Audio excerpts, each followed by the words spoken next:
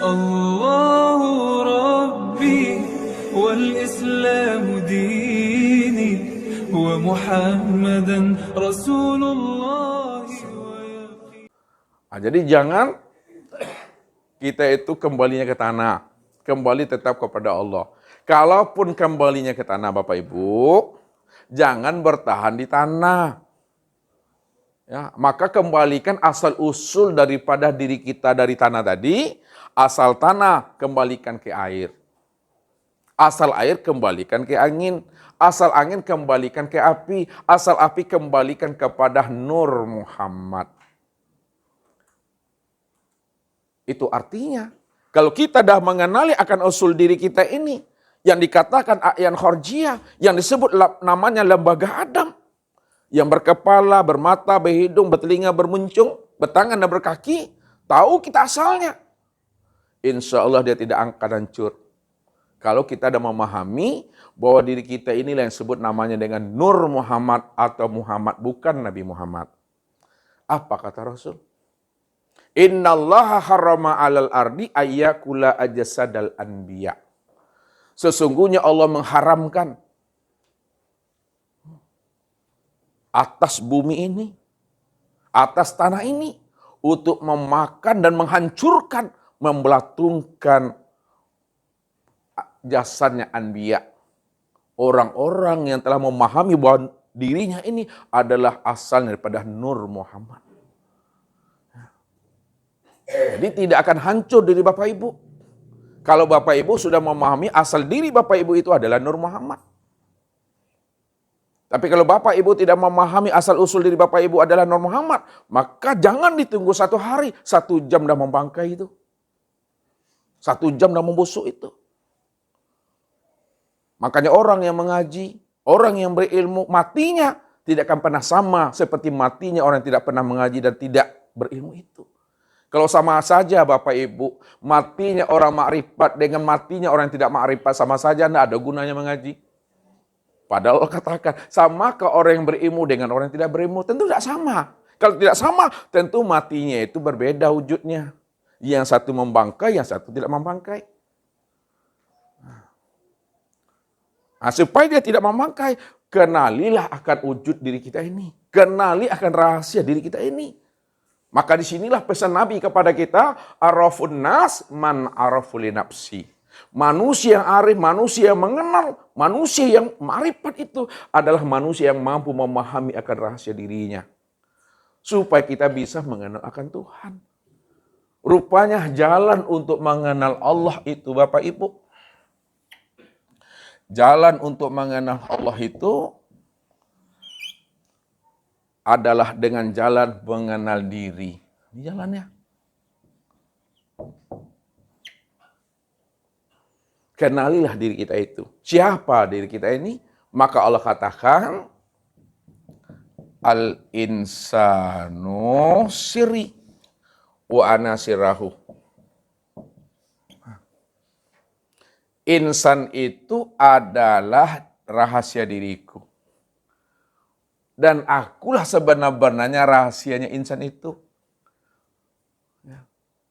Makanya kalau kita sudah mengenali rahasia diri insan, kita sudah mengenal rahasia diri kita ini, disitulah kita mengenal akan Allah. Karena Allah itulah sebenarnya yang menjadi rahasia daripada diri Bapak Ibu itu. Makanya berulang-ulang Allah mengkhabari berita itu kepada kita. Supaya kita mengenalkan dirinya. Maka Allah ajak kita ini berpikir. Allah ajak kita ini bermuzakarah. Awalam yatafakkaru fi anfusihim balil insanu ala nafsihi basyira. Kenapa tidak kamu gunakan kecerdasan akal pikir dan rohanimu? Siapa sebenarnya dirimu? Siapa yang melihat pada dirimu? Siapa yang mendengar pada telingamu? Siapa sebenarnya yang hidup pada dirimu itu, kata Allah. Makanya Allah katakan apa? Ya ayuhal insan. Hei manusia. Hei belahan jiwaku. Hei tajali diriku. Wahai bagian diriku, kata Tuhan. Ma gharraka bi rabbikal karim. Apa sebenarnya yang menghalangi dirimu sehingga hari ini kamu tak kenal juga dengan aku? Apa sebenarnya yang menghambat batinmu, yang menutup hatimu, sehingga kamu belum juga kenal dengan aku ini?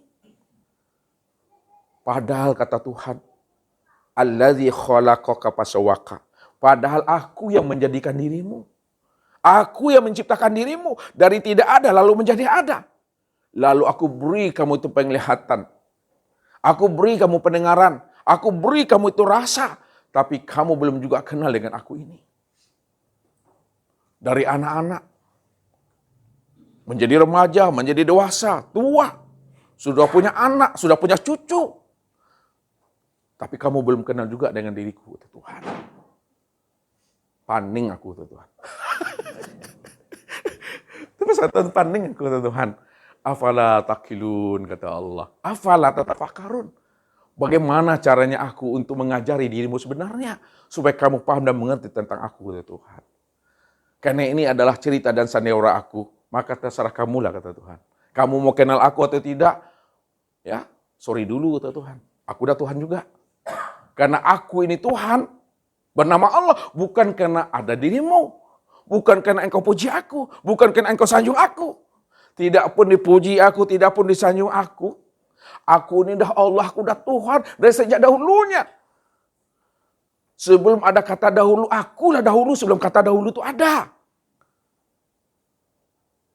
Sebelum adanya dunia, sebelum adanya kehidupan ini, sebelum adanya sesuatu, aku lebih dahulu ada sebelum adanya dunia, sebelum adanya kehidupan, sebelum adanya sesuatu itu. Bahkan segala yang ada, segala yang wujud, segala sesuatu, itulah sebenarnya nyatanya akan rupa diriku. Tapi kamu tak kenal dengan aku. Tertipulah kamu, Tuhan. Inilah bahasa Ustaz takicua di nantarang. Ya, kalau takicua di nanggalo, biasa tuh Bapak Ibu. Karena galo namanya kan. Ya, lampu mati, marsi-resi itu atas sandung kaki itu. Ya, biasa tuh. Kena gelap. Tapi kalau Bapak Ibu berjalan di siang angin malangkang, ya, namu aja terprosok kakiku ke dalam lubang, tuh butuh sange tuh. Ya, tuh sange itu mah. Karam di tengah lautan biasa Bapak Ibu. Kenapa karam di tengah lautan? Ya di tengah lautan. Tapi kalau kita karam di tepi lautan, beda bananya waktu. Lihat ada orang karam di tepi lautan. Nah, enggak ada. Tapi nyatunya aduh.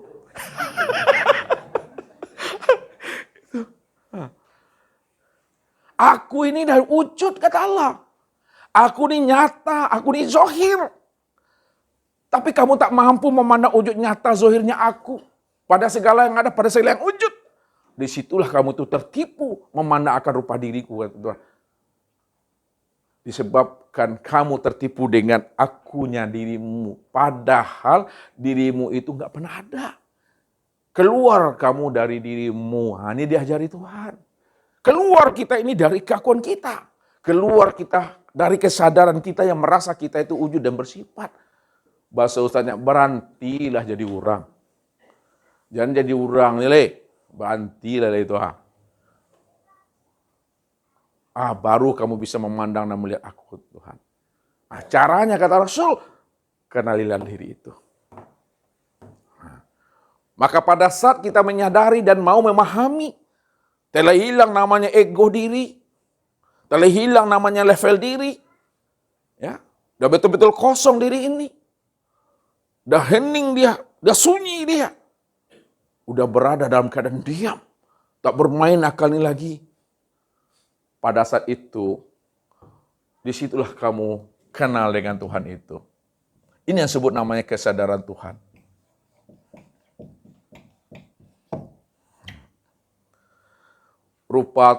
Rupanya Bapak Ibu, Tuhan itu tak perlu dicari-cari rupanya. Kita saja yang menyibukkan akal pikir kita untuk mencari Tuhan. Tak perlu aku dicari. Karena aku tuh nyata pada dirimu. Maka supaya kamu mampu memahami aku nyata pada dirimu, kosongkan dirimu Tuhan. Diam kamu, diamkan hati. Diamkan pikiran, diamkan perasaan, diam, sediam-diamnya. Maka dari diam itulah kamu tahu siapa aku. Diamkan, ketika diam. Nih ya, baru terasa turun naik tuh. Tuh, yang bernapas tuh aku tuh. Itu yang hidup tuh aku tuh.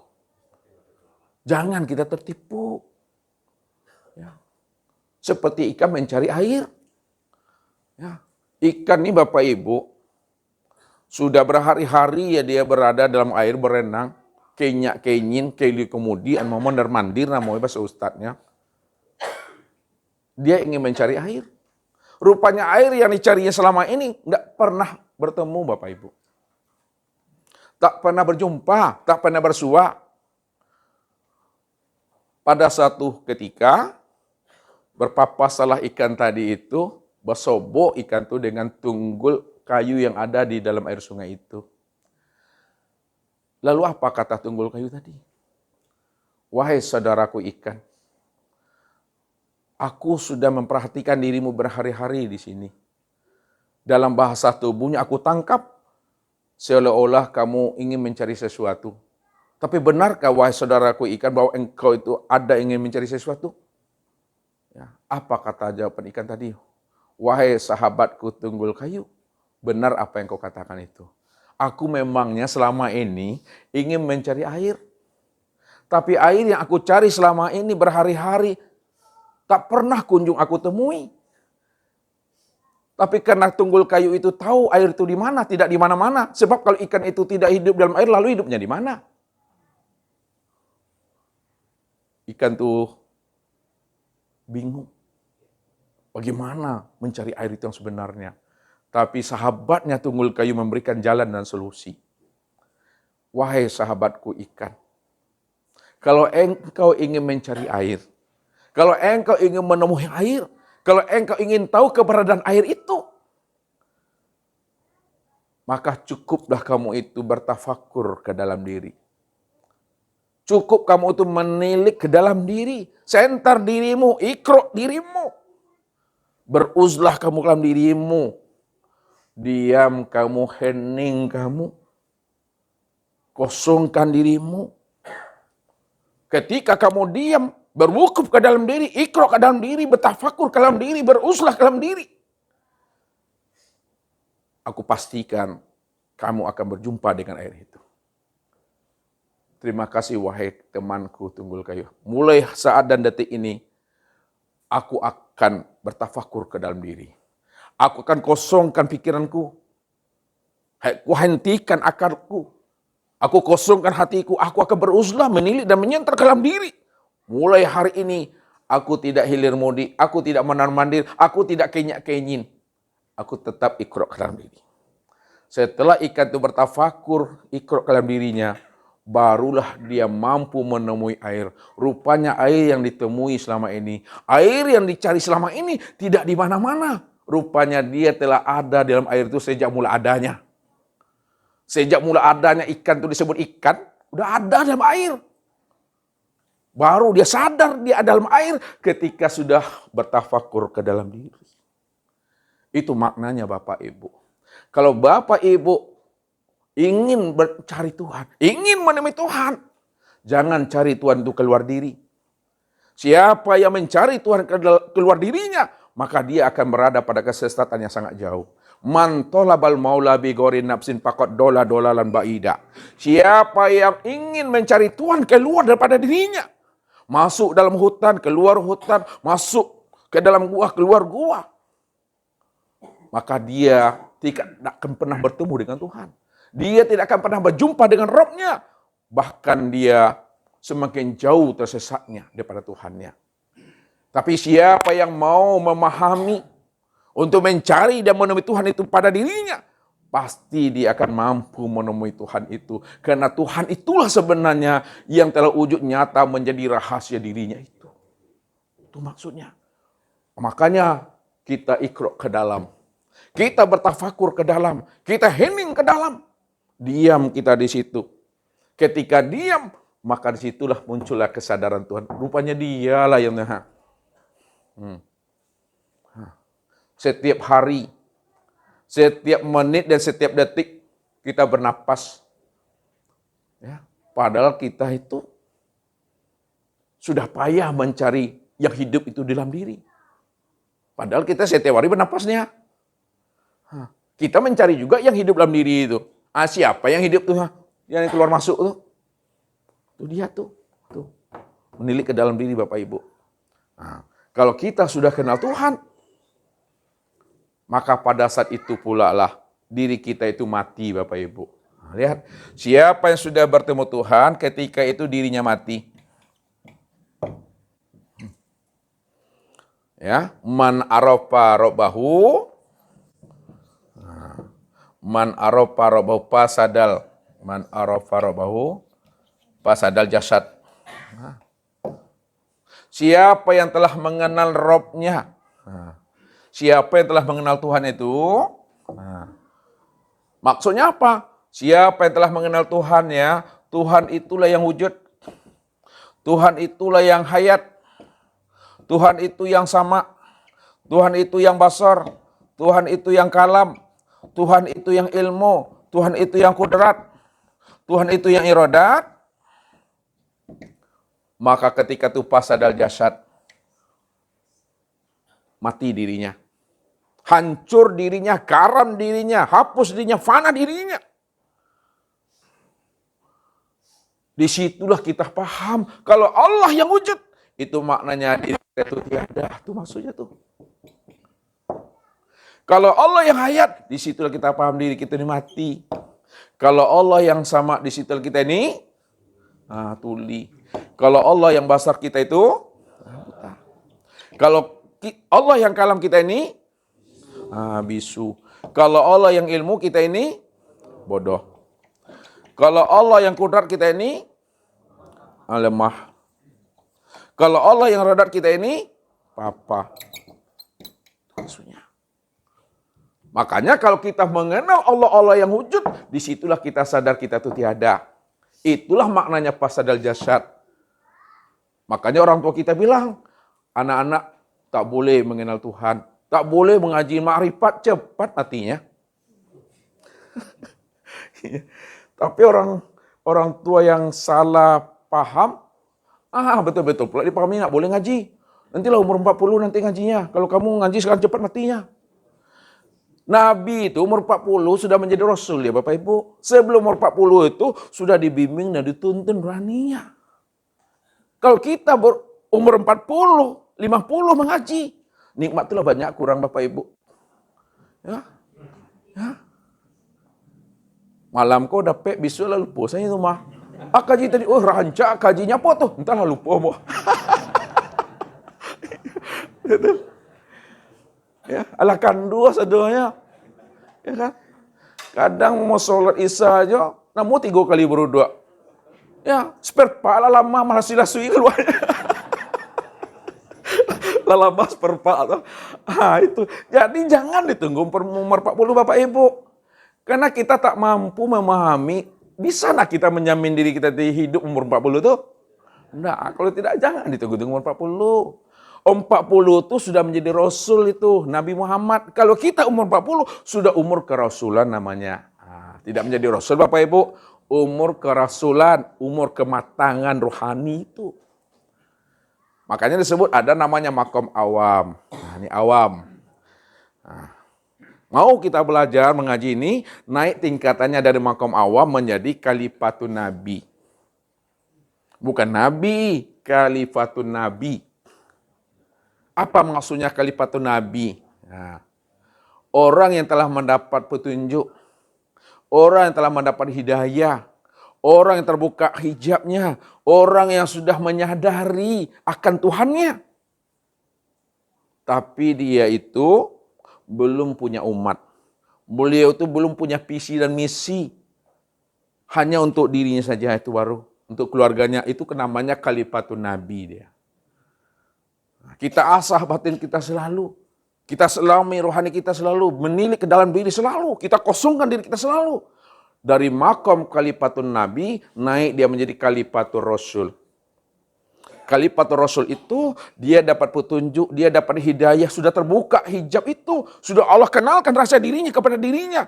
Lalu dia sudah punya umat. Dia sudah bisa menyampaikan kebenaran yang hak ini ke masjid, ke musola, ke langgar, ke surau, ke teman dan sahabat ini. Itu namanya kalifatur rasul, bukan rasul, kalifatur rasul. Maka tinggi makomnya di atas itu disebut namanya Khalifatullah. Di samping dia telah mempunyai umat, dia telah berdakwah ke masjid, musola dan langgar kepada teman sahabatnya. Dia juga umat yang sifatnya ghaibiyah. Jadi berdakwanya udah dua lintas alam tuh dah. Ya. Udah dua mensi alam tuh, alam zahir dan alam batin. Jamaah zahirnya manusia, jamaah batinnya itulah jamaah ghaibiyah, jin itu. Itulah Khalifatullah tuh. Begitu makom itu sebenarnya. Disitulah rahasianya. Kalau kita sudah mengenal akan Tuhan, udah tahu kita Allah itu yang wujud, Allah itu yang hidup, disitulah diri kita itu tiada, disitulah diri kita nikmati itu. Man arafa rabbahu fasadal jasad itu. Ketika diri kita telah mati, Bapak Ibu, maka nyatalah Tuhan itu.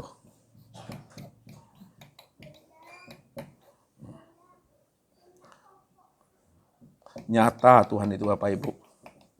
Nyata betul-betul terang. Betul-betul wujud. Betul-betul jelas. Ya. Kalau kita sudah mati, kita sudah fana, kita telah hapus, kita dengan badan kosong, maka nyatalah Tuhan itu. Terang Tuhan itu, jelas Tuhan itu. Kemana terangnya, kemana nyatanya, kemana jelasnya. Terang, nyata, dan jelasnya Tuhan itu, itulah terang dan jelasnya itu kepada insan. Ya, kepada insan. Kepada insan inilah terang dan nyatanya. Disitulah Allah katakan, al-insanu sirri.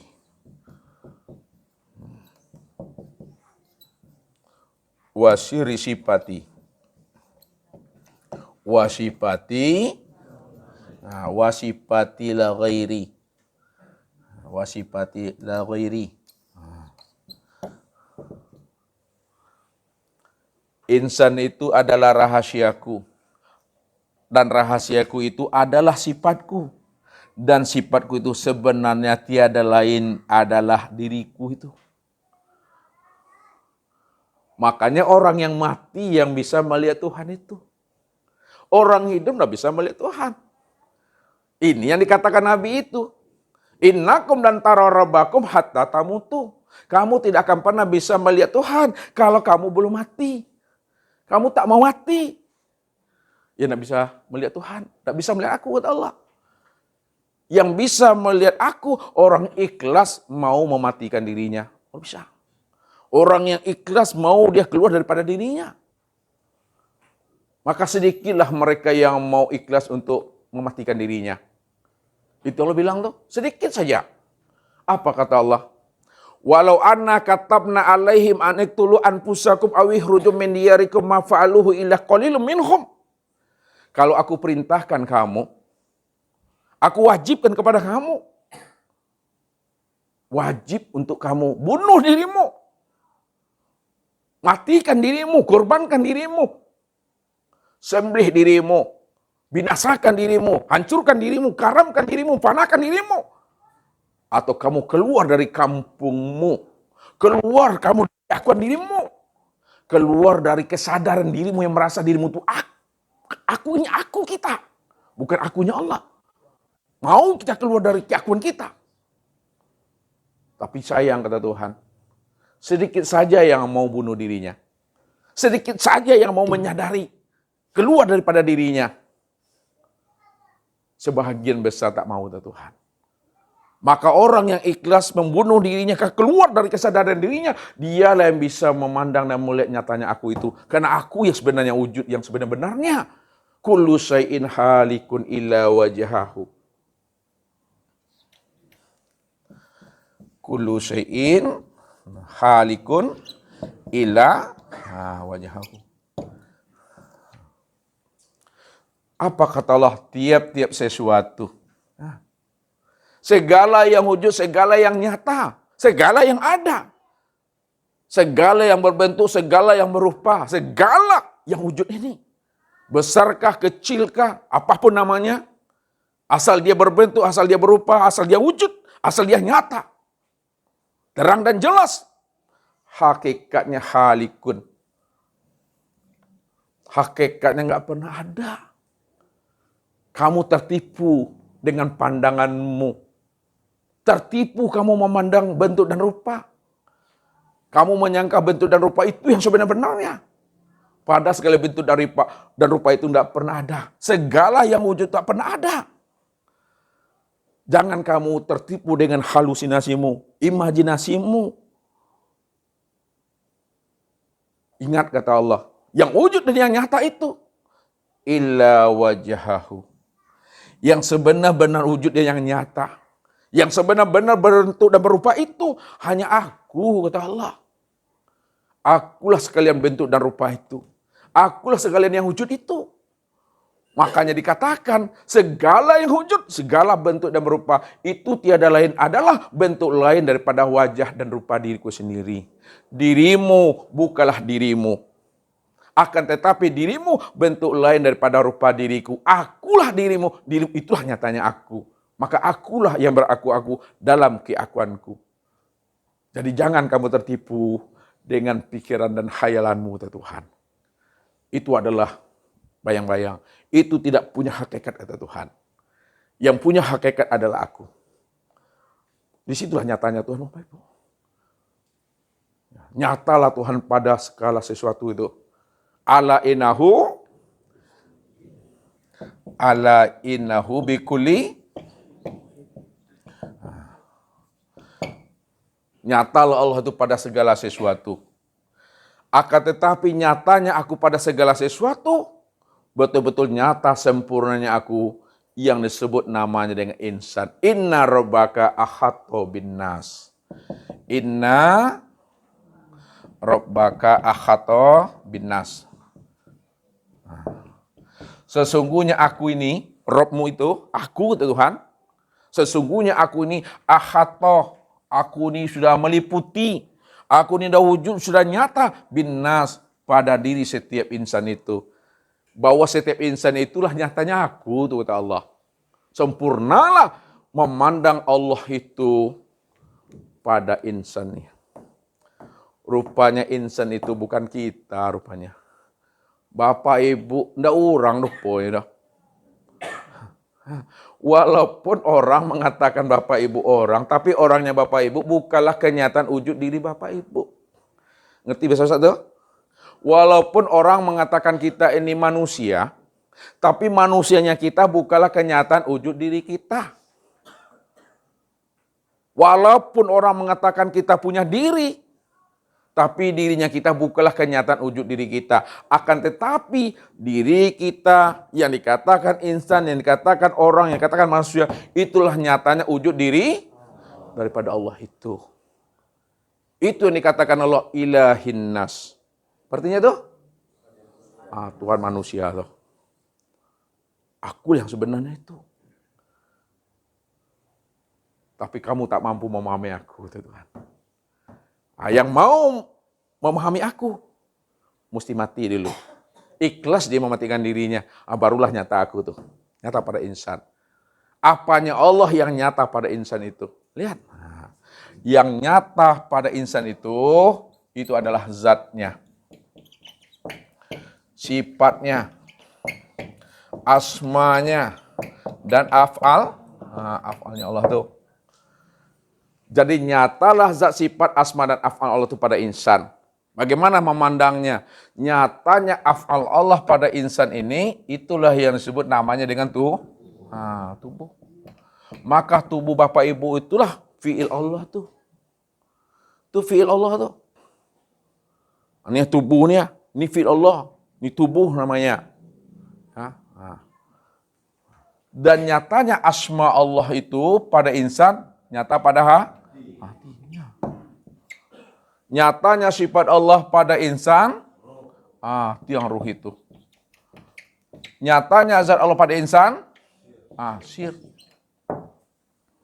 Kesimpulannya, kalaulah nyatanya zat Allah pada sir, nyatanya sifat Allah pada ruh, nyatanya asma Allah pada hati, dan nyatanya af'al Allah pada tubuh, Kesimpulannya, maka insan itulah yang disebut namanya wujudullah. Insan ini sebut wujudullah.